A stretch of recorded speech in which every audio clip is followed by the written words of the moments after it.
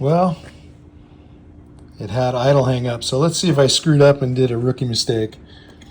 We'll pull this out and we will see if it's upside down or not. Fell off, so we'll see in a second.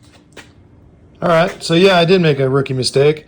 That is supposed to be down. That dot is supposed to be down, pointing towards the needle, not up. But look at the shape, huh? Why wouldn't you think it was that way? Ah, what a rookie mistake. Oh well, I'll let you know how it starts in a minute.